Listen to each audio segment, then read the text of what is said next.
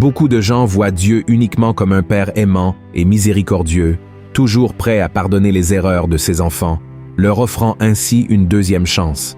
En effet, Dieu est ainsi, mais il ne se limite pas à cela. Contrairement à ce que beaucoup de prédications et de livres affirment, la Bible indique clairement que Dieu peut aussi se mettre en colère, et comprendre cela est très important pour comprendre qui il est, qui nous sommes, et ce que nous devons faire pour avoir une relation avec lui. Contrairement à la colère des hommes, qui est impulsive et vindicative, la colère de Dieu est juste, et elle sert à montrer que nous devons corriger notre vie et que le mal ne vaut pas la peine. En résumé, la colère de Dieu est une réaction au péché qui a un pouvoir destructeur, et s'il ne se mettait pas en colère, il serait complice de la méchanceté de l'homme. C'est pourquoi la Bible dit que le Seigneur est saint et juste, et que le pécheur mérite de récolter les conséquences de ses mauvaises décisions. Comme de nombreux chrétiens ne connaissent pas cette caractéristique de Dieu, je veux vous montrer toute la vérité dans cette vidéo. Mais avant cela, laissez déjà votre like, abonnez-vous à ma chaîne et activez la cloche pour être averti par YouTube dès que je publie la prochaine vidéo. D'accord? Alors, c'est parti! L'Ancien Testament regorge d'histoires où des peuples entiers ont été châtiés pour deux raisons principales. Dans le premier Kéa, la colère de Dieu s'abattait sur les nations qui ne croyaient pas en son nom, qui adoraient d'autres dieux et persécutaient le peuple d'Israël. Un des exemples les plus connus de la Bible est celui des 10 plaies d'Égypte qui ont détruit tout ce royaume. En plus d'avoir asservi les Hébreux pendant plus de 400 ans et de refuser de les libérer, cette nation vivait une vie pleine d'immoralité et d'idolâtrie. C'est pourquoi ils ont payé un prix très élevé. La deuxième raison pour laquelle le Seigneur déversait sa colère était lorsque son peuple rompait l'alliance qu'il avait faite avec lui. Il y a eu de nombreuses occasions où les Hébreux ont été châtiés par la colère de Dieu en raison de leur désobéissance, de leur infidélité et de leur manque de foi. Le livre des Nombres, par exemple, montre qu'après avoir vu toutes les merveilles que le Seigneur avait accomplies pour les libérer d'Égypte et pendant la marche dans le désert, le peuple hébreu s'est révolté et a voulu lapider Moïse et son frère Aaron. Ces personnes ont été si ingrates envers le Seigneur qu'elles ont regretté le temps où elles étaient esclaves en Égypte et ont souhaité mourir. Dieu s'est alors mis en colère et a fait un serment à Moïse. Voyons ce qu'il a dit. « Mais je suis vivant, et la gloire de l'Éternel remplira toute la terre. Tous ceux qui ont vu ma gloire et les prodiges que j'ai faits en Égypte et dans le désert, qui m'ont tenté déjà 10 fois, et qui n'ont point écouté ma voix, tous ceux-là ne verront point le pays que j'ai juré à leur père de leur donner. Tous ceux qui m'ont méprisé ne le verront point. » Et vous pourriez penser, « Ah, pasteur, mais cela s'est produit avant la venue de Jésus, qui ne prêchait que l'amour et la miséricorde. Et il y a aussi ceux qui disent que le Dieu de l'Ancien Testament n'existe plus, et que le Dieu d'aujourd'hui est différent. Mais c'est une grande erreur, car la Bible dit que Dieu ne change pas, et la preuve en est que l'apôtre Paul a déclaré dans le Nouveau Testament que la colère de Dieu se manifeste contre toute impiété et injustice des hommes. Cela signifie que nous tous, sans exception, sommes condamnés à subir les conséquences de la colère du Seigneur, car nous avons tous péché contre lui et avons été séparés de sa gloire. Et la seule raison pour laquelle le Seigneur ne nous a pas encore détruits s'appelle Jésus. C'est à cause de son sacrifice que nous avons été sauvés de la condamnation éternelle et réconciliés avec le Père. Voyons ce que le prophète Jérémie a écrit. « Les bontés de l'Éternel ne sont pas épuisées, ses compassions ne sont pas à leur terme, elles se renouvellent chaque matin. Oh, que ta fidélité est grande !» Mais il y a un détail à cela que les gens ne prêtent généralement pas attention. La délivrance que Jésus nous offre par sa mort est une délivrance conditionnelle. C'est-à-dire que nous ne serons libérés de la colère de Dieu que si nous sommes liés à Christ et obéissons à ses enseignements. Voyons ce que dit la Bible. « À peine mourrait-on pour un juste, quelqu'un peut-être mourrait-il pour un homme de bien. Mais Dieu prouve son amour envers nous, en ce que, lorsque nous étions encore des pécheurs, Christ est mort pour nous. À plus forte raison donc, maintenant que nous sommes justifiés par son sang, serons-nous sauvés par lui de la colère.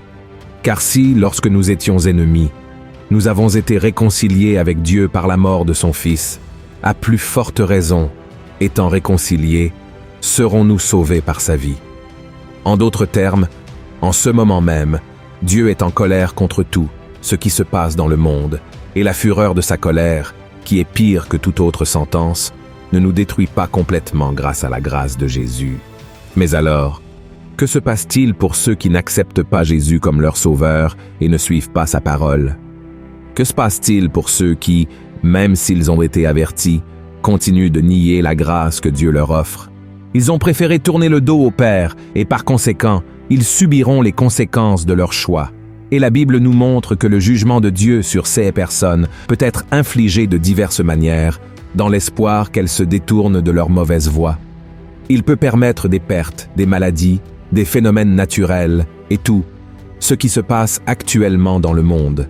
Bien sûr, toutes les tragédies ne viennent pas du Seigneur, mais il peut les utiliser pour nous humilier et attirer notre attention vers lui. C'est pourquoi, dans l'Ancien comme dans le Nouveau Testament, il y a de nombreuses mises en garde pour que nous ne jouions pas avec les choses de Dieu. Voyons ce que l'apôtre Paul a dit. Ne vous y trompez pas, on ne se moque pas de Dieu. Ce qu'un homme aura semé, il le moissonnera aussi.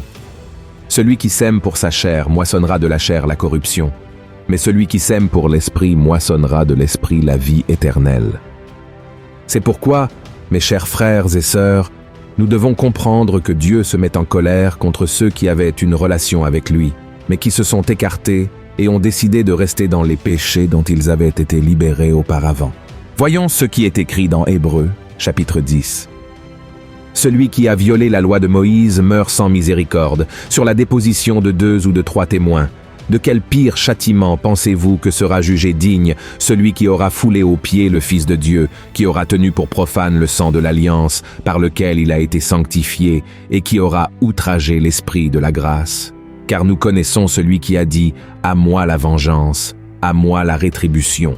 Et encore, le Seigneur jugera son peuple. C'est une chose terrible que de tomber entre les mains du Dieu vivant. Je sais que ce message est très fort et peut susciter de l'inquiétude dans votre cœur, mais ce n'est pas l'intention de Dieu. Il ne souhaite pas que vous le serviez par crainte, mais plutôt parce que vous prenez plaisir à être en sa présence et que vous aimez sa parole. La colère de Dieu n'a pas pris fin avec la mort et la résurrection de Jésus, mais cela ne signifie pas pour autant que vous devez vivre sous son joug. Pour cela, vous devez vous repentir sincèrement et véritablement remettre votre vie entre ses mains.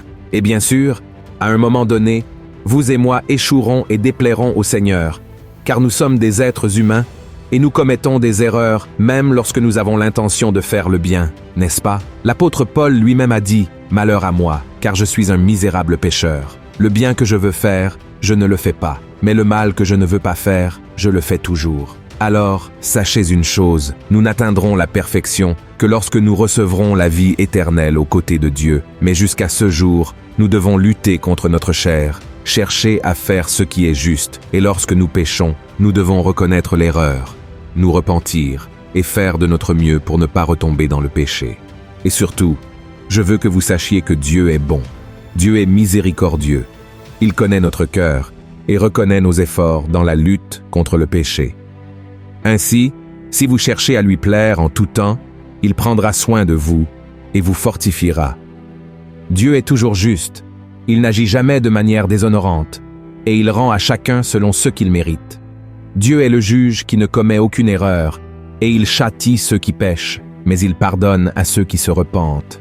Cependant, la Bible dit qu'un jour la porte de la grâce se fermera, et ceux qui auront rejeté l'invitation de Jésus au salut souffriront de la colère de Dieu qui sera déversée pendant la grande tribulation. Pendant cette période terrible, le monde connaîtra des tragédies et des souffrances comme jamais auparavant, avec l'ouverture des 7 sceaux, le son des 7 trompettes et le versement des 7 coupes de l'Apocalypse. C'est pourquoi ne remettez pas à plus tard. Si vous confiez votre vie à Jésus aujourd'hui et croyez en lui comme votre sauveur, vous serez sauvés par votre foi et non par vos œuvres.